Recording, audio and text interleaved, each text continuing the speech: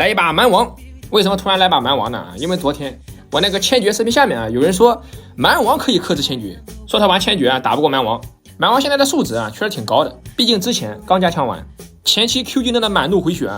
几乎能回一半，比吸血鬼的红怒 Q 吸的还多。所以前期蛮王相当于对吧，比别人多半管血。所以说千珏的大招只有3秒，蛮王呢有5秒。但你要说蛮王克制千珏吧，我感觉不是怎么克制。首先千珏位移多，大招虽然只有3秒但是可以附魔金身呀。他玩千珏一定是前期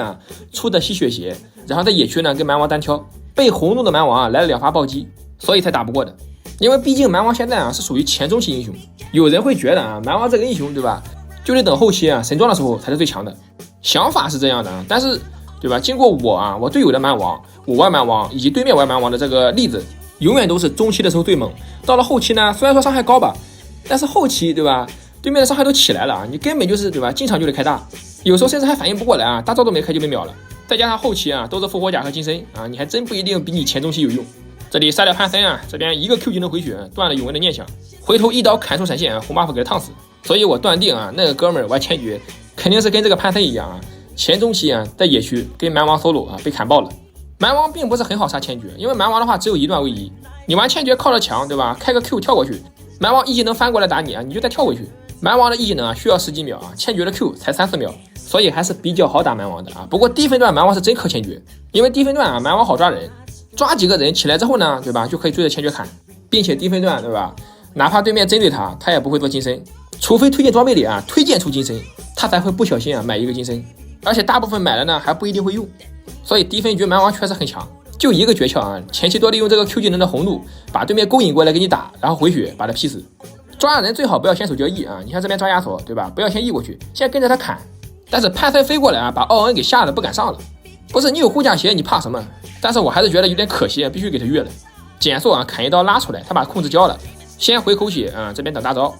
劈这个石头人攒这个怒气，等大招好了我们再上。大招一好直接启动，一技能叫击翻过去一刀下去开大招。蛮王的符文的话就致命节奏3黄加个灵光披风，其中3黄里面中间那个符文因为蛮王的话一般都是残血开大招所以说坚毅不倒可以吃满。如果对面3个肉以上就在拒杀，装备就吸血鞋、火炮、收集者、大穿甲，第4件补个蓝盾如果说对面法师多就补个魔抗装，最后再来个复活甲为什么第4件要出肉装呢？首先蛮王我推荐低分段玩，低分段的玩家呢对吧，经常会开不出大招来，所以为了防止你们开不出大招第4件出个肉装知道吧，不然到后期的话容易对吧开不出来。前3件装备伤害够了最起码砍脆皮是够了。高分段就别玩蛮王了知道吧，这个英雄他再怎么加强对吧，他的机制也不适合高分段除非开大招免疫控制，所以高分段就别玩了低分段倒是挺好用的。然后这里的话小龙团我们可以看一下这波龙团比较经典，我们人多但是他们对吧不愿意过来掩护我，都提前站在这个路口准备随时跑路。打野最怕这种情况知道吗，我们人多但是队友呢已经想好怎么跑了，就导致你一个人卡在龙坑里面，你打也不行不打也不行，最后拖到对面减员的那个复活了，那就更打不了了你看这里的话我还是尝试在打的然后这边的话有文活了已经来了，他来了带着风来了，然后我队友呢一下吃了3个，正面我是打不了我想回头对吧劈一下他的，但这边的话队友全没了。这个时候就到我表演了准备看好了旋风小子，根据我长达2年半的打野经验，这个时候肯定马上就要打完了，我操！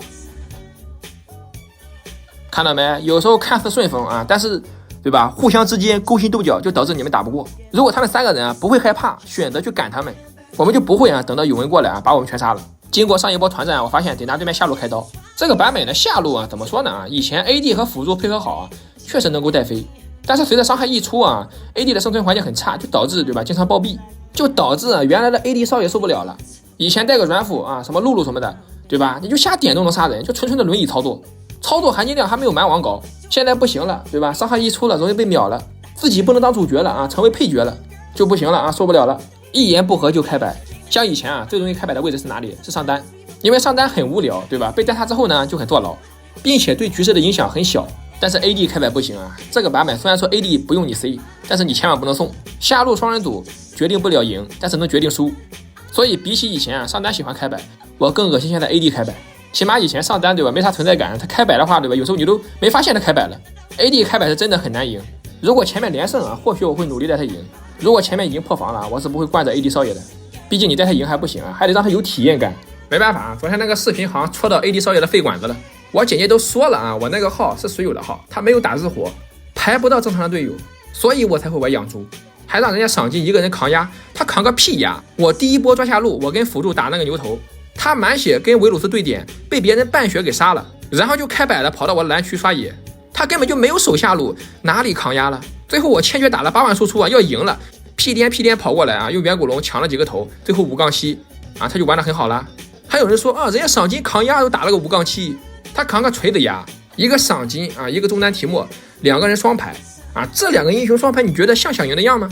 还一个中单一个 AD， 这2个位置是最没有联动的位置，难道让我陪他输吗？我开着麦指挥了水友，忙活一整把，打了8万的输出，带他们赢了，嘿，还说是我的错。我一看全是云玩家，你但凡打几把英雄联盟手游，你多玩几个低日活的号，你相信一下队友试试。以前我遇到这种情况，我开摆吧，说我摆烂；